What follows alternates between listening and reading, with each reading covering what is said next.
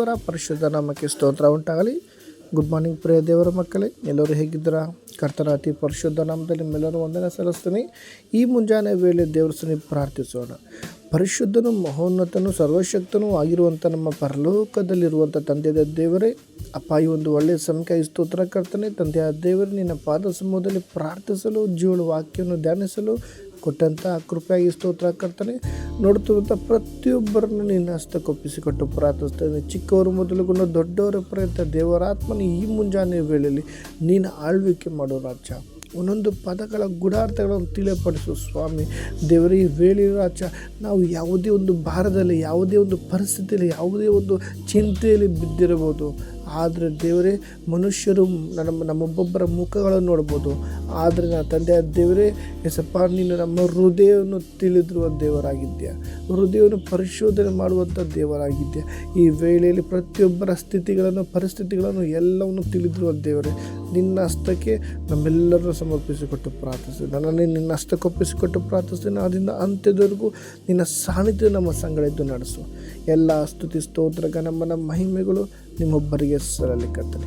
ಅತಿ ಶೀಘ್ರದಲ್ಲಿ ಬೇಗನೆ ಬರುವಂಥ ಯೇಸುವಿನ ಮೊದಲು ನಾಮದ ಪ್ರಾರ್ಥಿಸ್ತೇನೆ ನನ್ನ ಪರಲೋಕ ತಂದೆಯ ದೇವರೇ. ಆಮೇನ್, ಆಮೇನ್, ಸ್ತೋತ್ರ.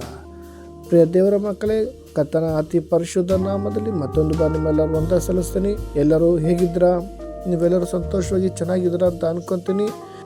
ಇರುವಂಥ ಸ್ಥಳದಲ್ಲಿ ದೇವರು ನಿಮ್ಮೆಲ್ಲರನ್ನು ಆಶೀರ್ವದಿಸಲಿ. ದೂರದಲ್ಲಿದ್ದರು, ಸಮೀಪದಲ್ಲಿದ್ದರು, ದೇವರು ಇರುವಂಥ ಸದಾಕಾಲ ನಿಮ್ಮೆಲ್ಲರನ್ನು ಕಾಪಾಡಿ ನಡೆಸಲಿ. ದೇವರು ನಿಮ್ಮೆಲ್ಲರನ್ನು ಆಶೀರ್ವದಿಸಲಿ. ಆಮೇಲೆ ಈ ದಿನ ದೇವ್ರು ಕೊಟ್ಟ ಒಂದು ಆಲೋಚನೆ ಧ್ಯಾನಿಸೋಣ. ಕೀರ್ತನೆಗಳು 5ನೇ ವಾಕ್ಯ, 37ನೇ ಅಧ್ಯಾಯ 5ನೇ ವಾಕ್ಯ ತೆಗೆದಿರೋ ಓದಿ.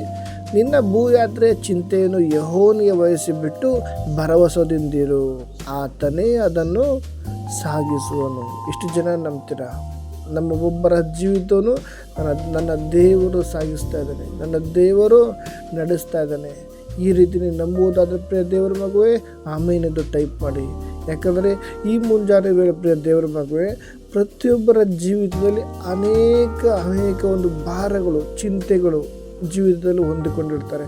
ಮಕ್ಕಳ ಒಂದು ಭವಿಷ್ಯದ ವಿಷಯ, ಅಥವಾ ಕುಟುಂಬದ ಒಂದು ಭಾರ, ಗಂಡನ ಪ್ರಾರ್ಥನೆ ನೋಡಿ ಗಂಡನ ಬದಲಾವಣೆಗೋಸ್ಕರ, ಮಾತ್ರವಲ್ಲದೆ ಅನೇಕ ದಿವಸದಿಂದ ಮಕ್ಕಳಿಲ್ಲದೆ ಪ್ರಾರ್ಥನೆ ಮಾಡ್ತಾ ಇರ್ತಾರೆ, ಮಾತ್ರವಲ್ಲದೆ ಕೆಲಸಕ್ಕೋಸ್ಕರ ಪ್ರಾರ್ಥನೆ ಮಾಡ್ತಾರೆ.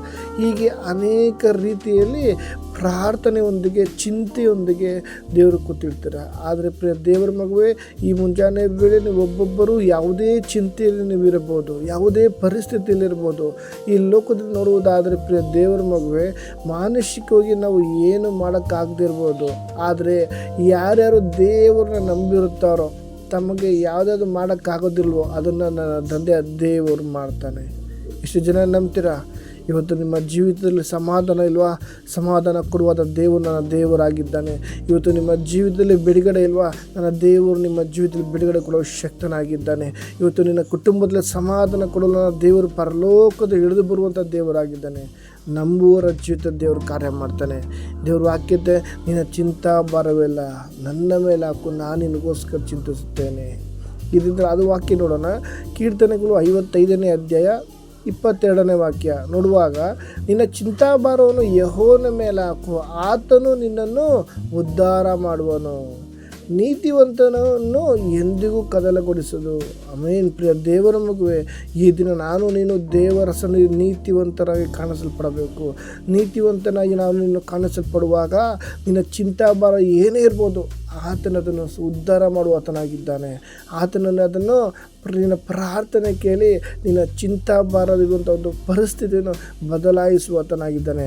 ಆತನು ನಿನ್ನನ್ನು ಉದ್ಧಾರ ಮಾಡುವ ಆತನಾಗಿದ್ದಾನೆ. ಎಷ್ಟು ಜನ ನಂಬ್ತೀರಾ?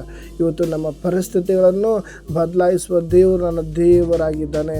ಅದೇ ವಾಕ್ಯ ನೋಡುವಾಗ 1 ಪೇತ್ರನ ಪುಸ್ತಕ 5ನೇ ಅಧ್ಯಾಯ 7ನೇ ವಾಕ್ಯ ನೋಡುವುದಾದರೆ, ನಿಮ್ಮ ಚಿಂತೆಯನ್ನೆಲ್ಲ ಆತನ ಮೇಲೆ ಹಾಕಿರಿ, ಆತನು ನಿಮಗೋಸ್ಕರ ಚಿಂತಿಸುತ್ತಾನೆ. ನೋಡ್ರಾ, ಈ ಲೋಕದಲ್ಲಿ ನಮ್ಮ ಪರಿಸ್ಥಿತಿಗಳು ನೋಡಿ ನಮ್ಮ ಸ್ನೇಹಿತರು ನಮಗೋಸ್ಕರ ಚಿಂತೆ ಮಾಡೋದಿಲ್ಲ. ಅಲ್ಲೆಲೂಯಾ. ಒಡ ಹುಟ್ಟಿದವರು ನಮ್ಮನ್ನು ಮರ್ತೋಗ್ತಾರೆ. ಪರಿಸ್ಥಿತಿಗಳು ಬರುವಾಗ, ಸಂದರ್ಭ ಬರುವಾಗ ನಮ್ಮ ಜೊತೆಗಿರುವವರು ನಮ್ಮನ್ನು ಮೋಸ ಮಾಡ್ತಾರೆ. ಆದರೆ ಪ್ರಿಯ ದೇವರ ಮಗುವೆ, ನೀನು ತಾಯಿಯ ಗರ್ಭದಲ್ಲಿರುವಾಗಲೇ ನಿನ್ನನ್ನು ಕರೆದ ದೇವರು ಮರೆಯೋದಿಲ್ಲ. ಭಕ್ತನೊಂದು ಒಂದು ಸಂದರ್ಭದಲ್ಲಿ ಹೇಳ್ತಾನೆ, ದೇವರೇ, ನಾವು ತಾಯಿಯ ಉದರದಲ್ಲಿರುವಾಗಲೇ ನಾನು ಇನ್ನೂ ಪಿಂಡವಾಗಿರಬೇಕಾದ್ರೆ ನಿನ್ನ ಕಣ್ಣುಗಳು ನನ್ನ ಮೇಲೆ ಬಿತ್ತು. ಪ್ರಿಯ ದೇವರ ಮಗುವೆ, ಈ ದಿನ ನನ್ನನ್ನು ನಿನ್ನನ್ನು ಕರೆದಾತನು, ನನ್ನನ್ನು ನಿನ್ನನ್ನು ಆರಿಸಿಕೊಂಡಾತನು, ನಿನ್ನನ್ನು ಚಿಂತೆ ಎಂಬ ಪರಿಸ್ಥಿತಿಯಲ್ಲಿ ಬಿದ್ದಿರುವಾಗ ಕರ ಹಿಡಿದು ನಡೆಸಿದ ದೇವರಾಗಿದ್ದಾನೆ. ಈ ಲೋಕದಲ್ಲಿ ನಶಿಸಿ ಹೋಗುವಂಥ ಸಂದರ್ಭದಲ್ಲಿ, ಈ ಲೋಕದಲ್ಲಿ ನಾವು ಹೌದು ನರಕದ ಬಾಗಿಲು ಹೋಗುವಂಥ ಮಾರ್ಗದಲ್ಲಿದ್ದಂಥ ನಮ್ಮನ್ನು ತಂದೆಯ ದೇವರು ಕರ ಹಿಡಿದು ನಡೆಸಿದ ದೇವರಾಗಿದ್ದಾನೆ. ಈ ಲೋಕದ ಎಷ್ಟೋ ಬಾರಿ ಒಳ ಹುಟ್ಟಿದವರು ನಮ್ಮನ್ನು ಮರ್ತೋಗಿದ್ದಾರೆ, ಎಷ್ಟೋ ಬಾರಿ ಕುಟುಂಬಸ್ಥರನ್ನ ಮರ್ತೋಗಿದ್ದಾರೆ, ನಮ್ಮನ್ನು ನೋಡಿ ಜೊತೆಗಿದ್ದವರು ನಮ್ಮನ್ನು ಮರ್ತೋಗಿದ್ದಾರೆ. ಆದರೆ ಪ್ರಿಯ ದೇವರ ಮಗುವೆ, ಇವತ್ತು ನಿನ್ನ ಭೂಯಾತ್ರೆ ಚಿಂತೆಯನ್ನು ಯೆಹೋವನಿಗೆ ವಹಿಸಿಬಿಟ್ಟು ಭರವಸೆದಿಂದಿರು. ಇವತ್ತು ನಿನ್ನ ಜೀವಿತವನ್ನು ಹೆಂಗೆ ನಾನು ಸಾಗಿಸಬೇಕು, ಕುಟುಂಬವನ್ನು ಹೆಂಗೆ ನಾನು ನಿಭಾಯಿಸಬೇಕು, ಕುಟುಂಬದಲ್ಲಿ ನಾನು ಒಬ್ಬನೇ ಹೆಂಗೆ ನನ್ನಿಂದ ಸಾಧ್ಯನೋ? ಪ್ರಿಯ ದೇವರ ಮಗುವೆ, ನೀನು ದೇವರ ಸಂಗಡ ಇರುವುದೇ ಆದರೆ, ಯಾರ್ಯಾರು ದೇವರು ನಂಬುತ್ತಾರೋ ಅವರ ಎಲ್ಲ ಭೂಯಾತ್ರೆಯ ಜೀವಿತವನ್ನು ದೇವರು ಅದನ್ನು ಸಾಗಿಸುವತನಾಗಿದ್ದಾನೆ. ಅದಕ್ಕಾಗಿ ಕೀರ್ತನೆ 37:5 ವಾಕ್ಯ ನೋಡುವುದಾದರೆ, ನಿನ್ನ ಭೂಯಾತ್ರೆ ಚಿಂತೆಯನ್ನು ಯೆಹೋವನಿಗೆ ವಹಿಸಿಬಿಟ್ಟು ಭರವಸೆದಿಂದಿರು, ಆತನೇ ಅದನ್ನು ಸಾಗಿಸುವನು. ಮಾತ್ರವಲ್ಲದೆ ಹೇಳಿದ್ನಲ್ಲ, 1 ಪೇತ್ರ 5:7 ವಾಕ್ಯ, ನಿನ್ನ ಚಿಂತೆಯನ್ನೆಲ್ಲ ಆತನ ಮೇಲೆ ಹಾಕಿರಿ, ಆತನು ನಿಮಗೋಸ್ಕರ ಚಿಂತಿಸುತ್ತಾನೆ.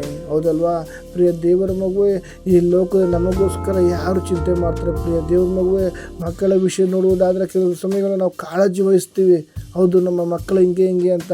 ಆದರೆ ಮಕ್ಕಳು ಬೆಳೆದ ಮೇಲೆ ನಮ್ಮ ವಿರುದ್ಧವಾಗಿ ಚಿಂತೆ ಮಾಡುವ, ನಮ್ಮ ವಿರುದ್ಧವಾಗಿ ಮಾತಾಡಿದಾಗ ಎಷ್ಟು ದುಃಖ ಆಗುತ್ತೆ. ಹೌದಲ್ವಾ?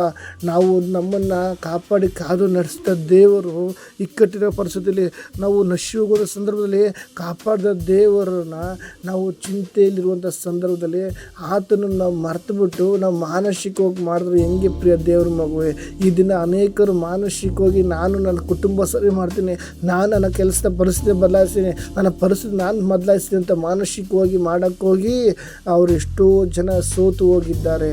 ಅದಕ್ಕಾಗಿ ಪ್ರಿಯ ದೇವ್ರ ಮಗು, ನಮ್ಮನ್ನು ಸೋತು ಹೋಗುವುದಕ್ಕಾಗಿ ದೇವರು ಕರೆದಿಲ್ಲ.